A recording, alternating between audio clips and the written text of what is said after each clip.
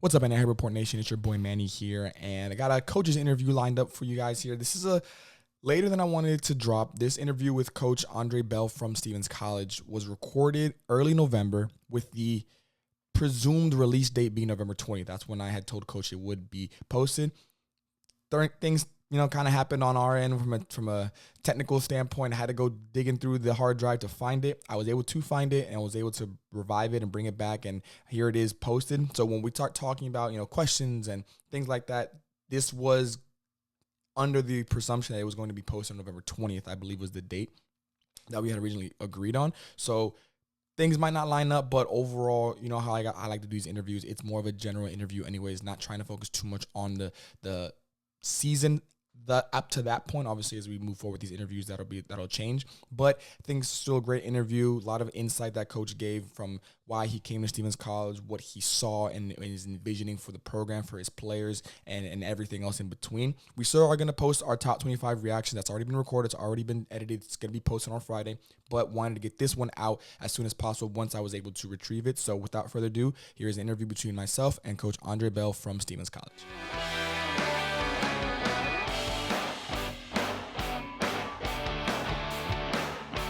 What's up, Hoop Reporters? It's your boy Manny here, and welcome to another edition of the Hoop Report, the NAIA Women's Basketball Podcast. Another coach's interview lined up for you all here. One of the coach's interviews I've been so excited to talk about in a lot of different ways. We connected on social media, and since then I've been waiting for this day to come, so I'm so excited that we finally get to do it. Coach Andrew Williams from the Stevens College Stars. Coach, thank you so much for the time. And again, you and I kind of already know, the people at home maybe don't know, that I've been waiting for this one. I know you've been waiting for it too. Get to talk a little bit about your Stars and the season you guys are about to have. Yeah, I really appreciate you taking the time to have me. First and foremost, I appreciate what you guys are trying to do, especially for the NAIA's the game. Especially for the NAIA, the women's game. I think it's really important to just, as the women's game is growing, to constantly, just getting it out there. So, really thankful to be here. No, the pleasure's all mine, Coach. Pleasure's all mine. I'm serious. Again, you've been one of the coaches that has really been with us since day one, constantly talking on social media, letting us know about your team, about what's to come, about your interest in supporting the platform. So we really appreciate everything you've been doing from behind the scenes. But we're going to get right into it. Normally we talk a little bit about the last year and the season that was, and we will do that, but I'm really want to get to this schedule, really want to get to what you guys lined up, because it is a gauntlet. It is a gauntlet. Again, I've gone on record saying you guys might have the best non-conference schedule out there, and definitely I'd put up with anybody. So, but before we get to that, talk a little bit about last year. It was a great season overall, 21-9, 17-5 in conference, and taking one of the better teams in the country to overtime in the AMC tournament that I think could have gone your way. Again, obviously kind of ran out of gas at the end there. That happens. But to even get to that point says a lot about the team that you had last year. What are your big takeaways from last year? What do you kind of want to carry over from this season? What do you want to do from a coaching standpoint, and then also for your players and what they want to do this year? The biggest takeaway from last year, we had some big wins last year. I know I don't go on record, but even going now to Illinois Springfield, beating a Division II team without even having two of our best players, Legendary Perry Ellis or Chu Crockett. I think the biggest take, to be totally honest, about last year was Chu Crockett didn't play the first half of the season. And we truly felt like if she would have, I think it'd have been a different story for our seeding, as far as where we finished and the way it ended. And so, to go through that without her their first couple of games, about 14, 15 games, we didn't have her. And then when she came back, it's just show how impactful she was, along with having somebody like Perry Ellis and Trinity Alexander and those guys we had. So, it was, to me, since I've came here, my goal was to make this a program that was nationally known. I think we've done a really good job. I say we because I talk about our program as a whole. We've done a good job of identifying talent year in and year out. So far as from a standard standpoint, it was a good year. We are chasing championships here. So for us, our goal is, it's either good or great. We want to compete for championships. And so when you talk about the game, some things didn't go our way. Some balls didn't bounce our way. We got in some really bad foul trouble. We had four of our major starters foul out and then going to overtime and needed some oomph for a couple other people. And, Willie Babb did a really good job of just coming back, on their home court and finishing out, got in some foul trouble, and, we just couldn't overcome that. So, but, we played a good team. We just kind of ran out of people versus bullets. So it's part of it, and we played a really good team. Oh yeah, those definitely the hard ones to swallow, especially in the moment. You talked a little bit about there when you came to Stevens College. Why did you come to Stevens College? What about the institution? What about the program really just attracted you to try and build, like you said, a team that can contend at the national level? The biggest thing is that's the biggest question I get still to this day is why. And leaving Tennessee Tech Division One, a lot of people, to be honest with you, like, Coach, you're crazy. What are you doing? This place has no culture, it has no foundation, it has no legs, and State Division One, offers from multiple schools and to stay in situations. And so for me, my biggest thing was trying to be a head coach. Being able to help others, recruit for others, being a recruiting coordinator, at Tennessee Tech, being a recruiting coordinator, associate head coach at Mobile Area Community College, which is one of the tough Division One programs in the country. It was time for me to kind of do it for myself. And so, as I told those guys jokingly but seriously, I said, well, if it go really bad, and I know all you guys like me enough, I'll come back and get another job. So, but, we just been blessed, having support, stars at the top and people who believe in my vision. And so, it's going to be interesting this year. We got a new regime of leadership and our new president. So, I feel like she's very supportive. We got a new AD. I feel like she's very supportive. So excited. But, the goal is to stay where we are and grow even bigger. So, my job is to embrace that pressure. Like I tell people, nobody can put more pressure on me than myself because I understand what our standard is. I knew what we were before I got here and where we're going. And so the most important part is, can you be consistent with it? And long as we are in the conversations for one of the top teams, long as we're in the conversation but being at the top end, that way you're doing something right. And so, knock on wood, we've been blessed to be in that position for 5 years since I've been here. Coach, every coaching interview I've had, I've walked away with at least one bar that I had got to add. No one's going to put more pressure on me than myself is definitely the one in this interview just started. I can't wait for this. That's going to be a good one, and I'm definitely going to be saying that one for a little bit. But back to how last season ended, I'm a big believer in how the season ends, no matter where it ends, what point of the season it does end, is important. Whether it's at the end of the regular season and in the postseason, national tournament, whatever it is, and to end the way y'all did against a William Baptist team in overtime in the AMC tournament, what did that kind of leave from a what's to come standpoint? Again, to end the year, again, like you mentioned, it felt more like y'all ran out of gas, ran out of people than necessarily got outplayed. And I know that can kind of leave a little itch to, I really want it again. I can't wait to get back at it again. So talk a little bit about that feeling once the buzzer did go off, and it was an unfortunate end, but it got you more excited for the season that was around the corner. The biggest thing was the competitive fire behind it. Knowing that, we could have did some things better. And for me, it starts and ends with me as a head coach. And I feel like we could have managed the game better. That falls in my hands. I know a lot of people say, well, your players could have did this and did that, but it starts and ends with me. I needed to emphasize a different pace of a tempo where we could have shrunk the game down. We had such a nice size lead, and I didn't do that. And so it starts and ends with me. No excuses. But again, they made some plays we didn't. But the biggest part is, a lot of people, when they look at us, they look at Columbia, they look at Willie Babb, and they say, well, everybody on these three teams, they lost so much. I lost so much every year since I've been here. And we've continued to go out and rebuild. And so the exciting part is what we do next. And so the ending is something that's kind of like unfinished business. And so we have to be prepared to go at it. Nobody's going to take us for granted. And so, feeling a way and going out and producing it, that's a mental thing. So it's not about, what you're going to do and what happened last year. It's like, what did you learn? And the learning curve grew so much in knowing, how to finish and complete those things. And so the ball bounced funny sometimes, but, you learn from adversity. And I think that's the biggest teacher for me. And so we'll be prepared the next time around, whoever it is. You talked a little bit there about, the year to year, especially nowadays in college basketball, in college sports, period, transfer portal, all that kind of stuff. It is here and is a big player in a lot of programs growing and not growing.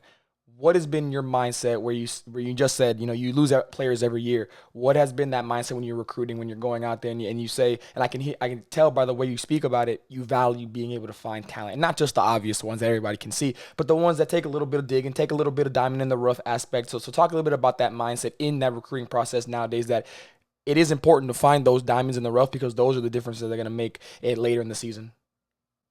The biggest thing is, for me, the turnover, the transfer portal, what prepared me for that is, I coached JUCO for 10 years.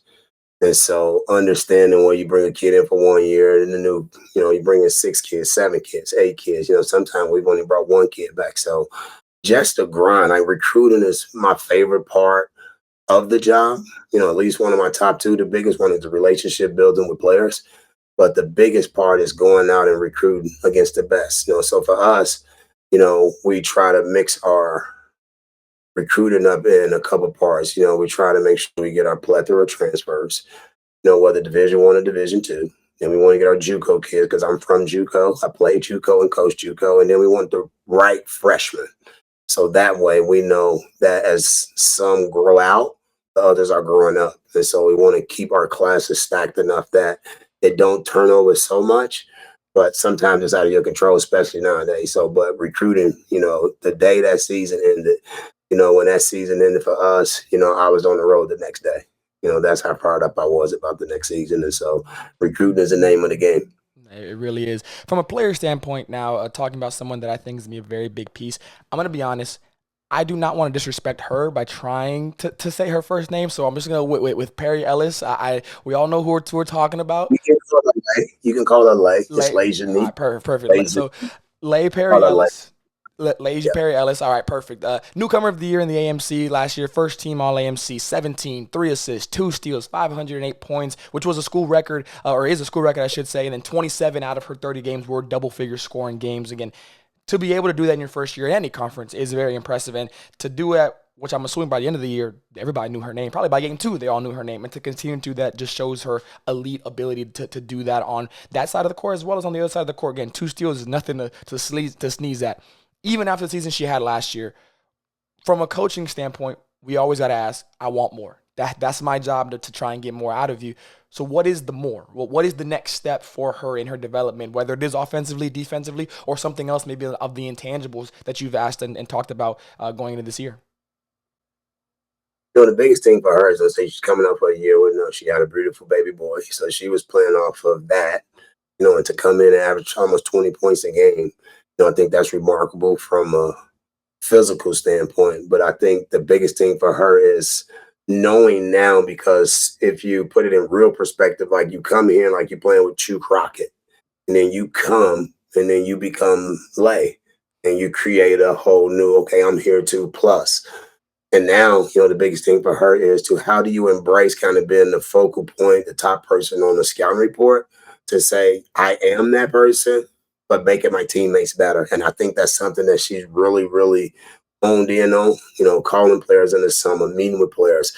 She is having private meetings with her teammates to watch film over stuff we did last year, trying to speed up the curve. So the biggest thing I told her this summer is, what kind of leader are you going to be? What are you going to do to make the people better around you? Because everybody know what you're going to do. So in it, how do you make the people around you better? And the one thing I think she was really pissed off at was not being on the all-defensive team, because there's no way she shouldn't have been on the all-defensive team. But I get it. People vote and people do what they do. And so I think she's got stronger. I think she's a lot healthier. And she was in shape last year, but she's in basketball shape this year.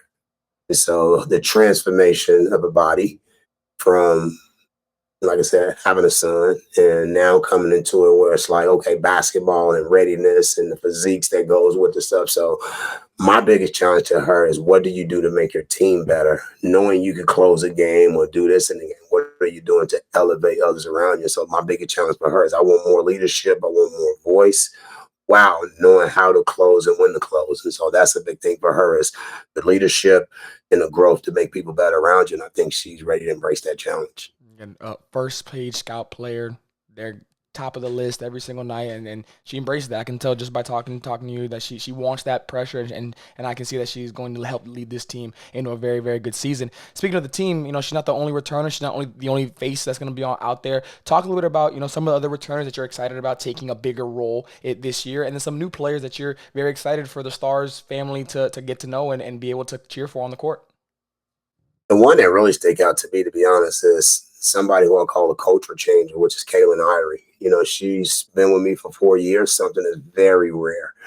And me and her got a nickname, the voice and the hero. We let her speak and voice and understand what our culture and our program is and what it stands for and what it's about. And I'm eager to see her grow from all the players who she's played with before her, and now to see she took it to the next level in the summer. She spent the whole summer here working, grinding, conditioning, weights, working on her inside games, physique, the strength. And so really excited for her. And then Alana Harvey Williams was a kid who started our season playing like 7 to 12 minutes a game. And she ended up starting for us. And, there's not one person who liked her guarding him last year. So, I'm really excited about those three because sometimes, you got people that could have been back, but I think we brought the right three back because I think they really valued our culture, and playing here not easy because, at the end of every season, it's you included. I tell them there's no starting jobs here. Everything's to be earned. And so, we get really excited about the competitiveness and, not everybody want to be pushed and held accountable to a standard of consistency.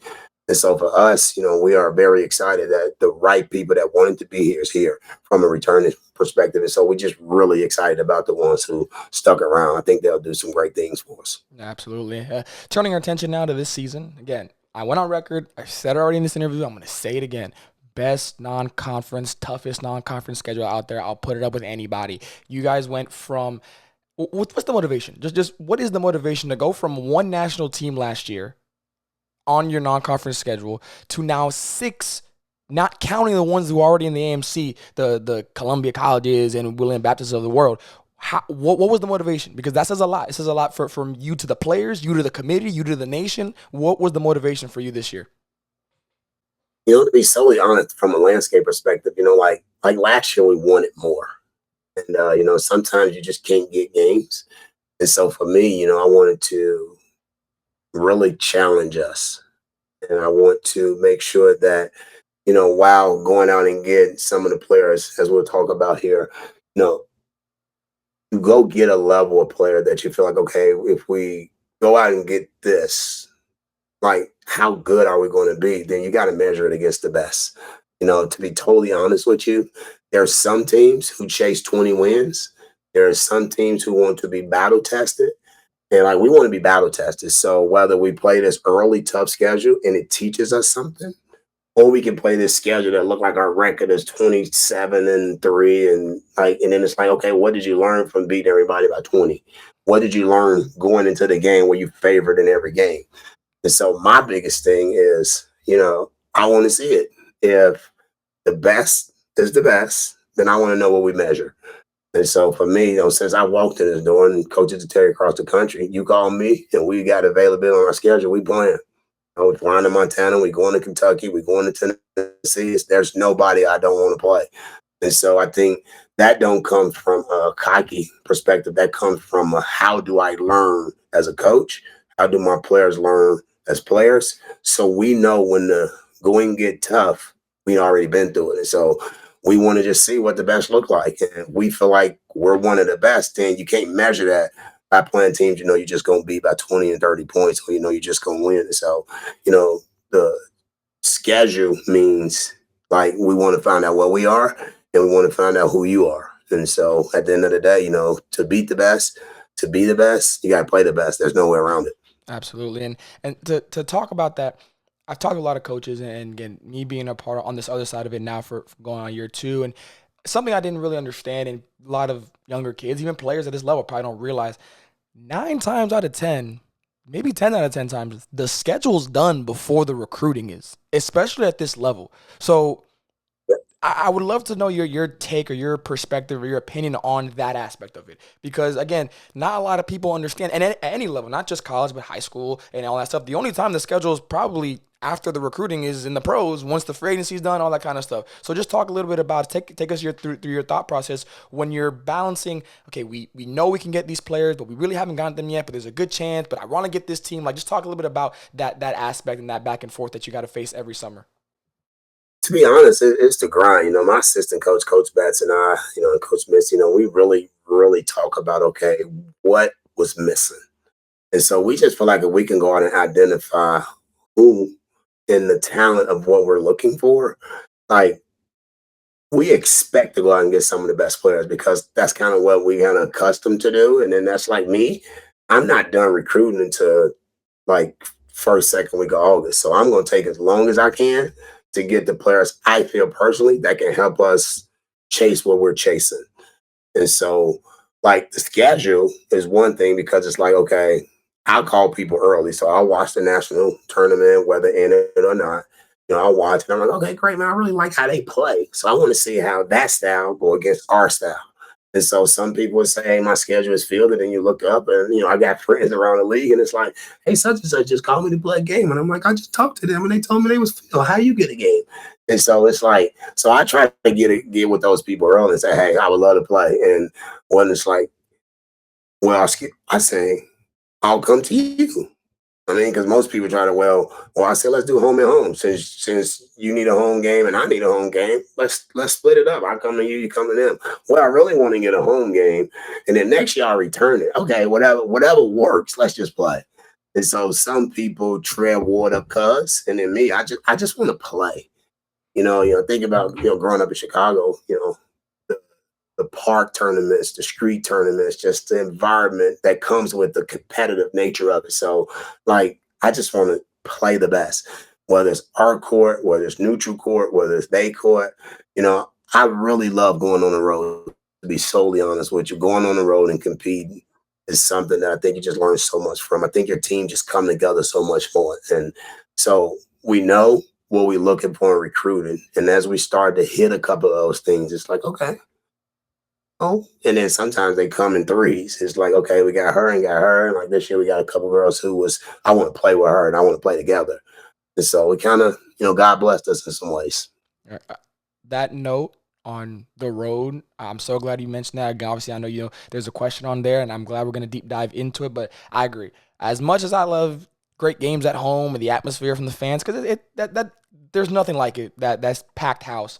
There's something about the loudness of quiet on the road when you go into that place as a underdog, as a presumed easy game, and they look up, it's a tie game at half, it's still close through three, wait a minute, we're in the fourth quarter. I can definitely understand that, and I enjoy that too. As much as I enjoy being the heroes, being the villains are just a lot more fun. They're just a lot more fun. It is what it is. Heading over now to the AMC itself. What's your take on the conference? What's your take on the conference personally? What's your take on the conference as a whole? What do you think the committee and the national scene are looking at the AMC? I think it's an up-and-coming conference. I think it's, yes, there are some, we all know who we're chasing. We all know who we're chasing when we talk about who's been winning for the past few years. But that chase is a lot closer. That gap is a lot closer. So just talk me through the AMC as a whole, and then where you think people are looking at the AMC when we talk about from the national side of things. To be solely honest, I think every year we got three teams that can play in the national tournament. Some leagues are deeper. Some leagues have teams that's ranked and they kind of, been in it for a while. So the culture of their conference protects them and give them more bids. But I think us, Columbia College and Willie Baba, consistently since have been three teams that should be in the mention for making a national tournament every year since I've been here. And so, as we got through year one and then year two, and then, like I said, we went and won a conference championship, and a lot of people didn't expect that, but that was their expectation, not ours. And so for us, we knew that when I first got in this league, we knew that Columbia College and Lions College was the bar because those were the two teams that was winning. And then I also knew that every now and then Willie Bappa charm in and kind of get in there. So I said, okay, I want to see what they look like. We came in, our roster was what it was. We brought in 6 players with the 9 that was here. And so I wanted to see, okay, what do they look like? And as I watched them, I'm like, okay, interesting. And I'm saying, if that's the best, then I need to get in right away in line, and to kind of jump that hurdle and jump that fence really quick to be like from the bottom to the middle to the top was like it was what you saw and what you knew you can go get from a foundation of recruiting, where you've been, the connections of recruiting, and then knowing if I had the support, I didn't fear the competition. And so that was the biggest thing is I think the AMC stronger. I know we're more top heavy than bottom, but I think we got three teams that consistently have shown that they can compete with the best of them. And now in that you got to go play people, and so it's one thing to say, then the other thing is to do. So if you're measuring yourself, what are you measuring yourself off of? So I think that's been our biggest challenge, from the whispers and across the country. As I fly out to Montana and go to Kentucky and go to these Iowa places and things of that nature, it's like, man, you just playing everybody, ain't you? You've been on like this world tour. A lot of other people in your league need to mimic that. And I'm like, I can't control a schedule, but when we have our meetings, we do talk about it. And so, like, Columbia College has been the best based off of winning. But when you think about the whole picture, other than myself and Willie Bapp, winning games in the tournament, that's one thing you got to go. When you get there, are you happy to be there? Or what are you doing when you get there? And that's one thing that I tell myself, like, the AMC is a thing, but the national tournament is the thing. So for me, like, you want to win an AMC, you want to win an AMC tournament, but at the end of the day, that's something that's just like there that you got to do.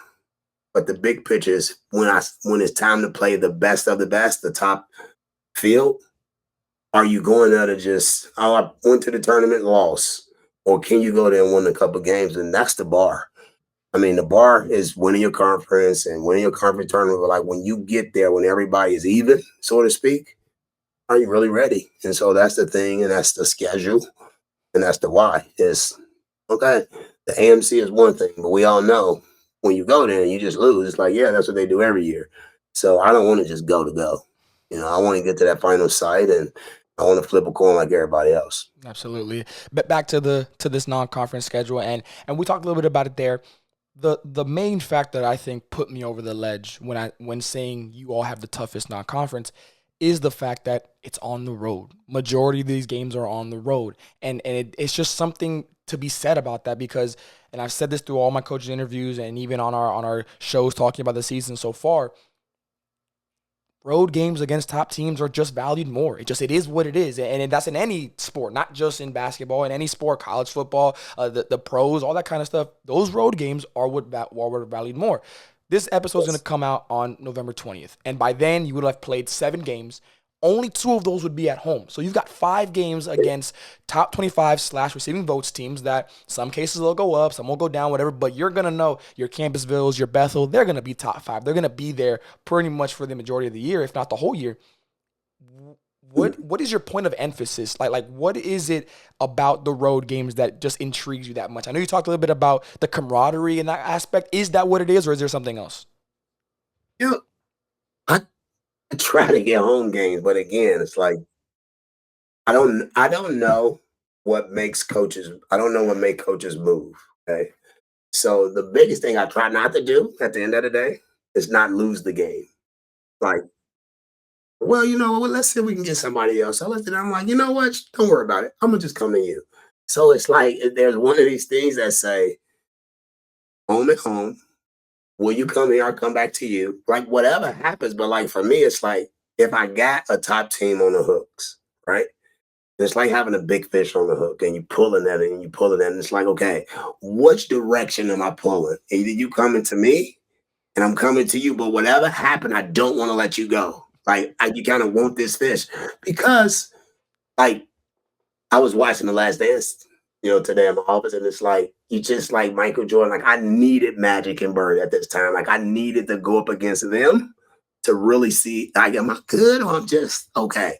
And so I don't want to really let them go, and I don't want them to get away from me because now I'm like, okay, I lost them, and now I got to go play some team that we know we can just beat, but we don't get that same fire or that same competitiveness. So for me, it's like I would love to have these teams on our campus. Okay.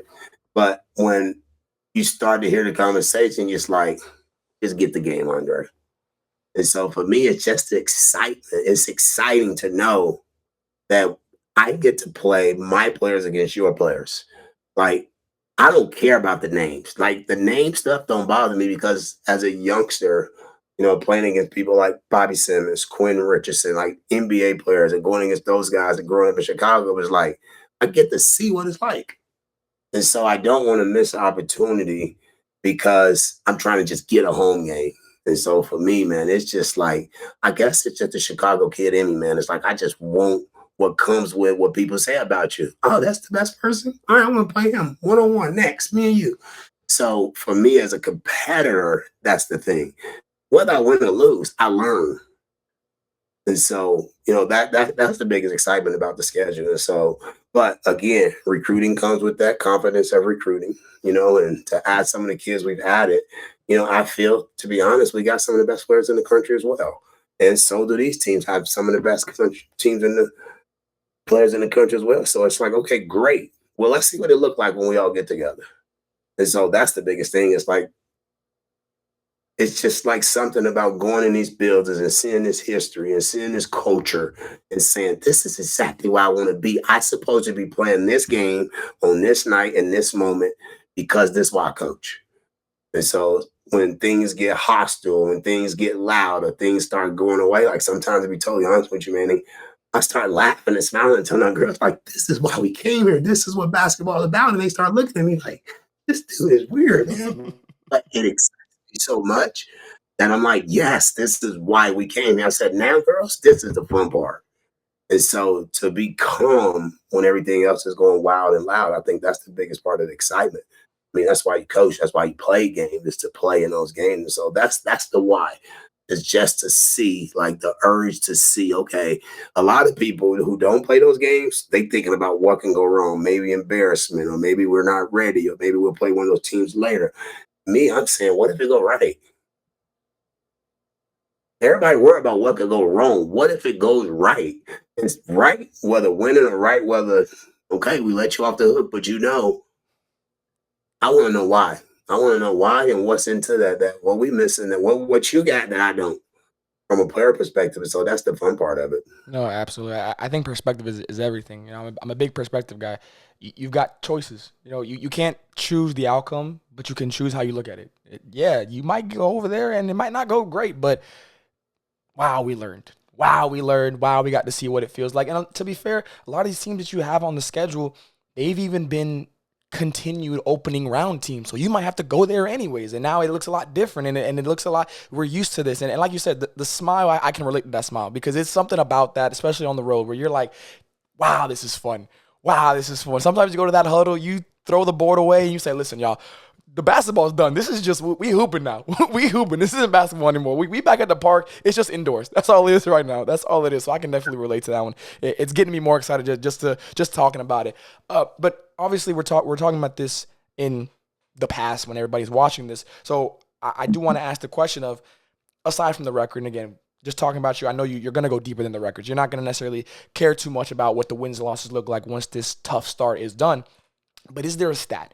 Is there a point of emphasis that you are going to harp on for the aftermath of all this? Of like, hey, the games went this way, but we did this really good. We did this really good. We got to do this better. Like, what are the stats or the points of emphasis that you're going to be kind of harping on throughout this road trip? Because that's what it is. It's going to be a long road trip to your ladies, to your staff, even going into the rest of their season. Because right after that, it's pretty much conference time for y'all. Yeah, to be totally honest, the biggest thing for me, I'm not a result coach. A coach, oh, she shoot 20%, 30%. So the results is more, I'm a process guy. So the process of why we're doing this will help us in the long run. And so for me, and as tough as our schedule sound and as tough as it looked, our biggest opponent is our system. And our system, are we and when are we going to get to a point where we're bulletproof in our system, whether it's our press, whether it's our half-court defense, our transition defense, our offense? How are we clicking on those things? Because I feel like if we play our brand of basketball and we play our system right, we can compete with anybody in the country. And if we do that, then whether upsets or whether whatever they call it, upsets, whatever, however they base it, whether win or lose, it's going to be because we play basketball better. I like the fact that can you out basketball us or can we out basketball you? And then sometimes it comes down to a play here or there that other teams just don't want to make. Maybe it's toughness. Maybe it's she they hide behind a ranking, but they don't dive on the floor. They don't get loose balls. They don't value the stuff that really goes with winning and losing because rankings don't go with winning and losing. Who you sign don't go with winning and losing. It's when they play that basketball game. That's why they schedule. That ball goes up, and it's like, now we're going to see who win or lose. And so for me, are we getting better at our system? Because if we do the things that I know we practice every single day and how we grind every single day, then that's going to tell at the end of the day, whether it's 20 wins, 25 wins, conference champs, conference tournament champs, that right there is going to be the difference maker. And so the stat is the consistency of effort and the consistency of execution. I think that will put us in some really elite company if we do our part. No, and we're definitely gonna get to the other side of that of where what you feel like your team can do very well against a lot of these teams. But the other part that not a lot of people might realize right away, these games are fairly close together. There is something to say with maybe two. I think it was about 2 days in between each of those games that I saw on your schedule. So talk about the preparation part of it because it's going to be a quick turnaround. It's going to be hard on the staff, on the girls, all that kind of stuff, especially the travel and everything. So just talk about that aspect of it, the preparation on how important and how much it's going to matter before the game even tips off, before the game even goes, what that preparation may do to set y'all up for that success. I'll say this, mindset matters, and it's the greatest separator of individuals. And it's hanging in our locker room every day, and we understand that. Our mindset will be our biggest advantage of whether with us and our opponents. And we believe that our mindset is the greatest separator of individuals. And so knowing that when you go to a national tournament and you go to AMC tournament, you're going to play back-to-back games. So prepare. Victory loves preparation. And so prepare for what you're going to face because you know where you want to go. So a quick turnaround, whether you play 2 games Friday, Saturday, off that Sunday and play Monday, because that's the championship game. So in order to prepare physically and mentally and emotionally for that, then what have you done to prepare you for that? And so, strategically, it's like, okay, national tournament, okay, conference tournament, Friday, Saturday, back-to-back games, toughness, you banged up, you so great, they are too. So mentally and physically, are you preparing your team for those moments? And I think that's what comes with that. So maybe you're a high seed and then you knock off a team, then you play a team that's right there with you. Now it's like, okay, kind of got one people thought you would get. Now can you get the one that anybody can get? And so you have to prepare for those things. And I think mentally and physically, it helps you. So emotionally, when it happens, it's like, well, I'm sore, so what? Great ice bath. Like, so, that's the thing when you see it, the way it's set up, it's like, well, when you stay and want to be a champion and you want to play in a national tournament, we all know when the first round starts, you play back-to-back days. And if you win, you get the day off because you travel, and then you right back to it. So just trying to mimic what it's going to look like, but you got to lay out that schedule like a battlefield and say, okay, first we got to hit this pocket, rest, recover, go re-strategize. We don't need a lot of time because we're ahead of the game on scouting. That stuff is like I guess that's the Belichick theory in me. I'm always understanding I'll watch a film from 3 years ago because I believe in you're going to do some things similar because if it's the same coach, you ain't changing a lot of things. You might get some players, you might make some tweaks, but then if it's a new coach, and if you was at this program, I'm going to watch all those games because I want to know how do you respond in certain situations and what do you do because I'm looking at what we're going to try to do to you and what we're going to need to take away from what you've done for years. And so that's the biggest thing. You got to just strategically say, why are you scheduling this way? Because I'm trying to prepare for a tournament. And then when you get in it, how are you scheduling? Well, the proper rest, the proper recovery, how much time do you need to accomplish what you're trying to do? And so all of it is strategic because we're trying to go somewhere. So we got to get prepared for where we're going. And if you don't prepare towards where you're going, then when you get there, you kind of lost. Whoa, back-to-back. Oh, I haven't played a back-to-back in a long time. I've been playing every other day. Well, you haven't trained. And at the end of the day, when adversity hits, you're going to result back to your training. And so we want to make sure we train for the right things. I never thought of it like that, to be honest. The aspect of everybody wants to say they go to a national tournament, but that's a very valid point. It's give it a month, maybe a little bit over of like weekend from about Thursday to a Sunday. You go back, you get maybe 4 days, if that, and then we're doing it again. And then when you get to the final site, that's it. So it's pretty much 3, maybe 4 pockets of March, a little bit of February, where you're going. It's going. You don't have the luxury of, maybe a walkthrough for that first game, but that back to back, you ain't gonna get no practice. It's gonna be just a walkthrough, and then you got to get right into it. So that's really a good point that I never really thought about in the scheduling aspect of things. I got 2 more questions for you here, Coach, and I'll let you go. We talked about what you want to focus on from a standpoint of improvement out of these first few games. What about the side of, I'm confident in this. I'm really confident in this aspect of our game, whether it's our defense, our offense, whatever the case may be. Is there a point where I know it's early in the season, but is there a point where you're like, I can't wait? Not so much that it's going to be successful, but you just can't wait to see how this stacks up against some of the best in the country because you feel like y'all are one of the best at this. The thing I'll say I'm excited about is we've had, I call games evaluations. So we had a few evaluations, and, you play one, then you play, then you say, okay, great, okay. Then you go back and you're like, look at this. And I have a philosophy. I will not accept in winning what I would not accept in losing. So I expect to play the right way, period. So we can go up 20 and the game can be almost over and we sub because we're trying to, rest up some more major minute people. You better go out there and play the right way. It ain't go out there and jack it up time. It's like, because what's going to happen later, if we need you to count on you for 4 or 5 minutes of important time, we need to know you know what you're doing.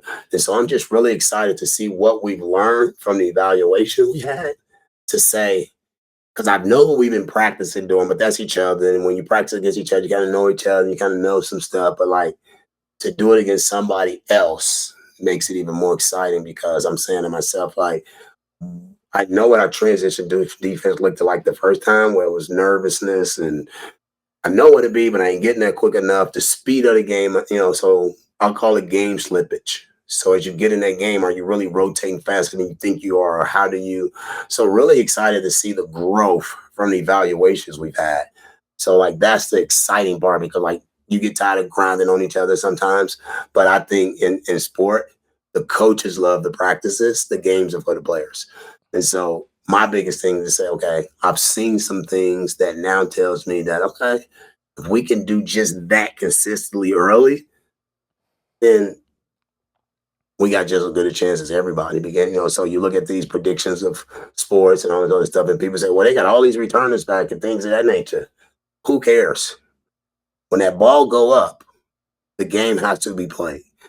And are you ready? Or is your relaxation of your ranking, is your relaxation of your numbers or your returners, that comfort you because I'm coming to make you uncomfortable?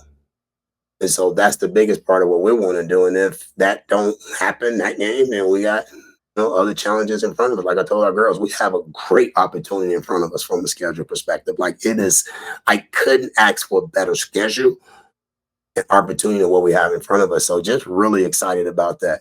The teams we playing are well-respected coaches, well-respected programs, talking to those coaches and watching those coaches for my short time here in the NAIA is, I know who they are. And I understand what they've done year in and year out, but I think they know who I am at this point in time too. So, that's really important. And that's respect. And so I got tons of respect for the people we've scheduled because I've watched them with the Nazarene and watched Campbellsville and watched Bethel, and Ozarks and some of these other teams that we play. But it's like, I know, I see you, but I want you to know me too.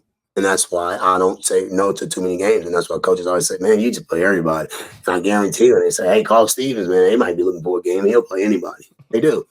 And so that's the biggest part. So like I'm excited, but I'm also saying to myself, like, I want to see what our players do because I'm always be excited because I love the competitive part, but I want to see them benefit and reap the rewards for having a chance to learn from playing against the best.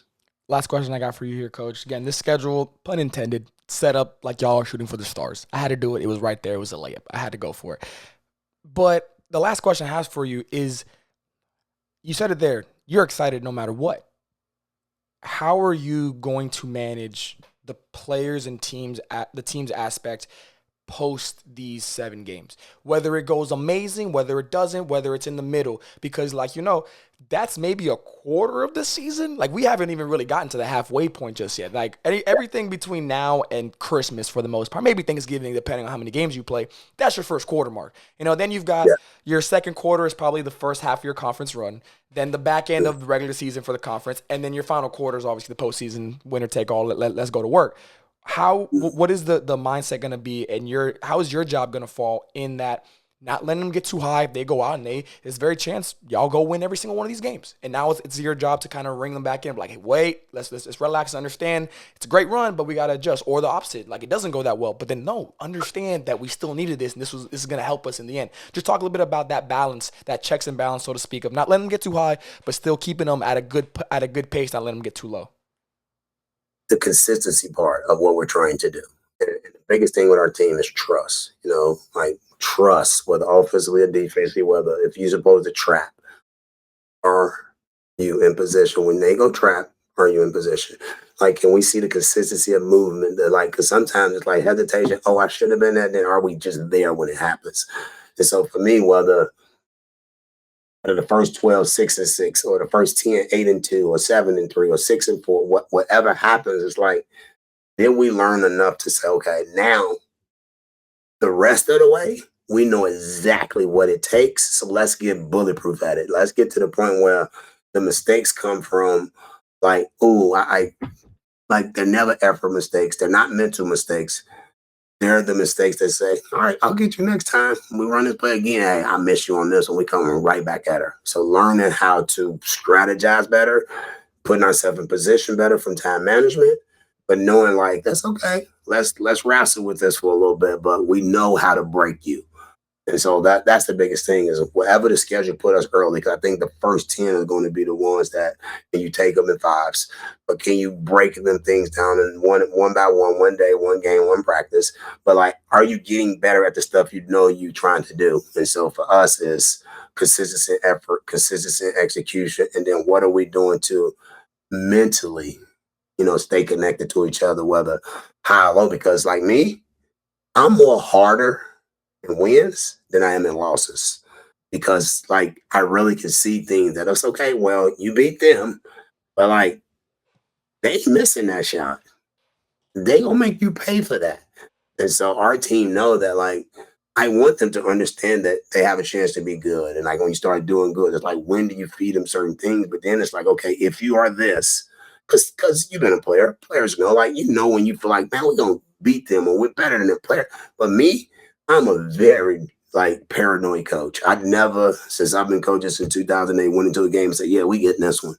If I look at a record and they 2-15 or 1-15 or 6-6, I'm like, this might be the day they hit 11 threes off the backboard. Like I'm that in tune to like anybody can beat you.